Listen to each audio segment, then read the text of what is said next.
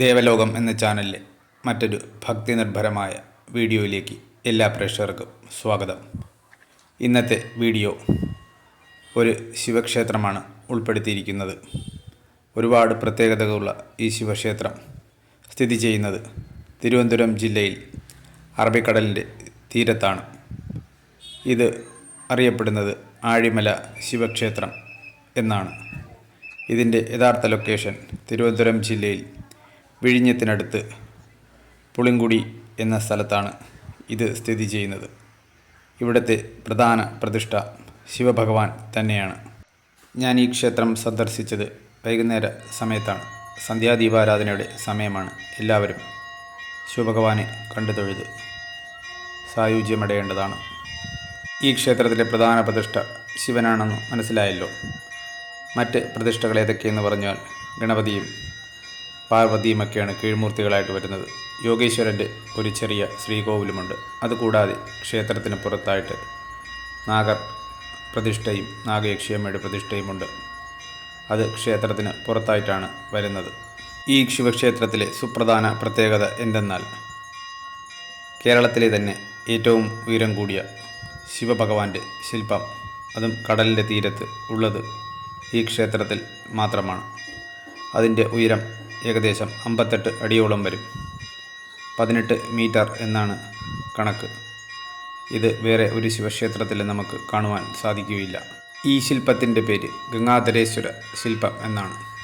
ശിവൻ്റെ ഗംഗാധര രൂപമാണ് ഇവിടെ തീർത്തിരിക്കുന്നത്.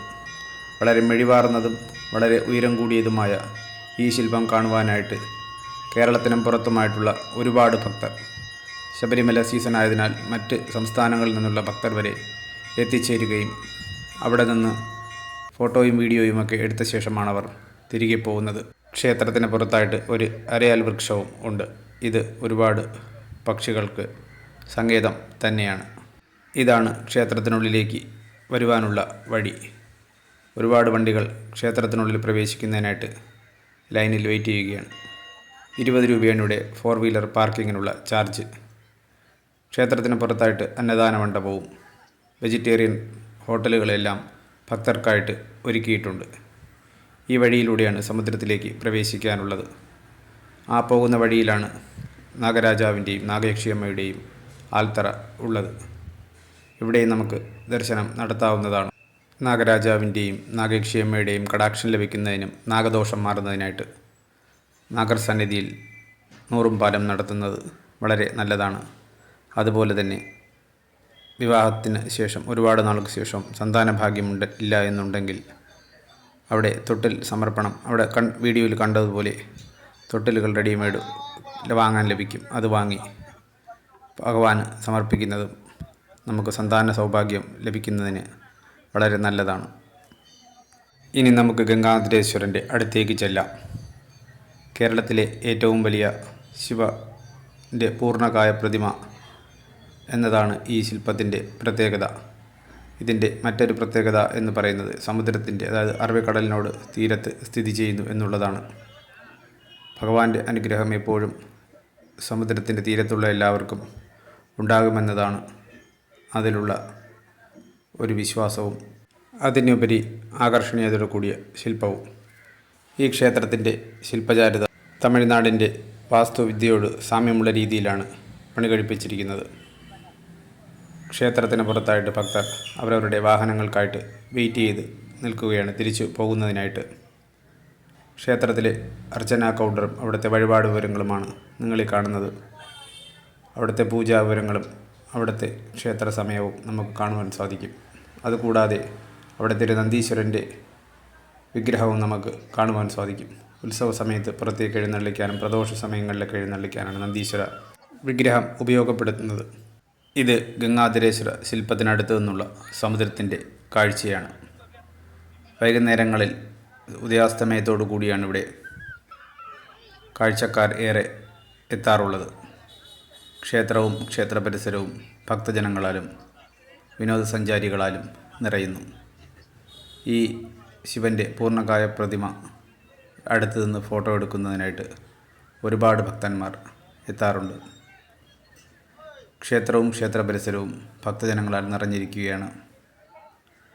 ഇനിയും ദർശന സൗഭാഗ്യം കിട്ടാത്തവർ തീർച്ചയായും ഈ ക്ഷേത്രത്തിൽ വരികയും ഭഗവാന്റെ ദർശനത്തിന് പാത്രമാകണമെന്ന് ശിവനാമത്തിൽ ഞാൻ പ്രാർത്ഥിച്ചു കൊള്ളുന്നു. ഇപ്പോൾ ശബരിമലയിൽ നിന്ന് വന്നിട്ടുള്ള ഒരുപാട് തീർത്ഥാടകർ ഇവിടെ ഒരേ വേഷത്തിൽ ഒരേ മനസ്സോടുകൂടി ഈ ക്ഷേത്രത്തിന് ചുറ്റും വലം വയ്ക്കുന്നത് നമുക്ക് കാണുവാൻ സാധിക്കും. ഈ പ്രതിമയുടെ ലൈറ്റിങ്ങും വളരെ മനോഹരം തന്നെയാണ്. ക്ഷേത്രത്തിന് പുറത്തായിട്ട് ഭക്തജനങ്ങൾക്കായിട്ട് റിഫ്രഷ്മെൻറ്റിനും അവരുടെ ആവശ്യങ്ങൾക്കുമായിട്ടുള്ള ഷോപ്പുകളും ഹോട്ടലുകളുമെല്ലാം ഇവിടെ ഉണ്ട്. ഒരുപാട് പ്രത്യേകതകളുള്ള ക്ഷേത്രമാണെന്ന് ഞാൻ മുൻപ് പറഞ്ഞല്ലോ. അതിലാദ്യത്തെ പ്രത്യേകത ഞാൻ പറയാം. ഈ ക്ഷേത്രം സ്ഥിതി ചെയ്യുന്നത് വിഴിഞ്ഞം പൂവാർ റോഡിൽ നിന്ന് 800 മീറ്റർ അകലെ ബീച്ചിനോട് ചേർന്നുള്ള പാറക്കെട്ടുകളിലാണ് ഇത് സ്ഥിതി ചെയ്യുന്നത്. നമുക്ക് ഈ ക്ഷേത്രത്തിൽ നിന്ന് തന്നെ അതായത് സമുദ്രം നമുക്ക് കാണുവാൻ സാധിക്കും. സമുദ്രത്തിനോട് ചേർന്ന് കിടക്കുന്ന ഒരു ക്ഷേത്രമാണിത്. അത്രയും പുണ്യപരിപാവനമായ ഒരു സ്ഥലം തന്നെയാണ് ഇത്. സമുദ്രം വളരെ റഫായതിനാൽ ഇപ്പോൾ ആരെയും കുളിക്കുവാൻ അനുവദിക്കുന്നതല്ല. ഇവിടെ നിന്നുള്ള അസ്തമയ കാഴ്ച വളരെ ഭംഗിയുള്ളതാണ്, നമുക്ക് കാണുവാൻ സാധിക്കും. സമുദ്രത്തോട് ചേർന്ന് റിഫ്രഷ്മെൻറ്റിനുള്ള സൗകര്യങ്ങളും ഷോപ്പുകളും ഇവിടെ തന്നെയുണ്ട്. ആഴിമല ക്ഷേത്രത്തിനോട് ചേർന്നുള്ള മറ്റൊരു വലിയ പ്രത്യേകത എന്നത് ഈ സമുദ്രത്തോട് ചേർന്ന് ഒരു ക്രിസ്ത്യൻ പള്ളി ഉണ്ടെന്നുള്ളതാണ്. മലയ്ക്ക് മുകളിലാണ് ആ പള്ളി സ്ഥിതി ചെയ്യുന്നത്. ഈ വിനോദസഞ്ചാരികളും മറ്റും സമുദ്രത്തിൽ വരുന്നവരെല്ലാവരും ഈ പള്ളികളിൽ പ്രാർത്ഥിച്ച ശേഷമാണ് വീടുകളിലേക്ക് പോകുന്നതും കടലിലേക്ക് പോകുന്നത് പോലും ഈ പള്ളികളിൽ പ്രാർത്ഥിച്ച ശേഷമാണ് അവർ പോകുന്നത്. യേശുക്രിസ്തുവിൻ്റെ ഒരു മണ്ഡപവും ഇവിടെ ഒരുക്കിയിട്ടുണ്ട്. റിയോ ഡോ ജനീറോയിലെ ജീസസ് ദ റെഡീമർ എന്ന പ്രതിമയ്ക്ക് തുല്യമായ മറ്റൊരു ചെറിയൊരു പ്രതിമ ഇവിടെ ഒരുക്കിയിട്ടുണ്ട്. അതിവിശാലമായ കളിസ്ഥലങ്ങളും വോളിബോൾ കോർട്ടും ഫുട്ബോൾ കോർട്ടുമൊക്കെ ഇതിന് പുറത്തായിട്ട് നമുക്ക് കാണുവാൻ സാധിക്കും. വളരെ ഗ്രീനറി, അതായത് പച്ചപ്പ് നിറഞ്ഞ ഒരു സ്ഥലം തന്നെയാണ് ഇത്. സമുദ്രത്തിനോടടുത്തുള്ള ബീച്ച് വോളിബോൾ എല്ലാത്തിനും പറ്റിയ ഒരു സ്ഥലം തന്നെയാണിത്. വിദേശികളും സ്വദേശികളുമായിട്ടുള്ള ഒരുപാട് പേർ ക്രിസ്ത്യൻ പള്ളിയിൽ വന്ന് ദർശനം നടത്തിയിട്ടാണ് തിരികെ പോകുന്നത്. അതും ഒരു ഭംഗിയുള്ള കാഴ്ച തന്നെയാണ്. ബ്രസീലിലാണ് ഇതിന് ഏറ്റവും വലിയ ഒരു യേശുക്രിസ്തുവിൻ്റെ പ്രതിമ ഉള്ളത്, റിയോ ഡോ ജനീറോയിൽ. ഇത് സമുദ്രത്തിൽ നോക്കുമ്പോഴുള്ള ക്ഷേത്രത്തിൻ്റെ ഭാഗങ്ങളാണ്.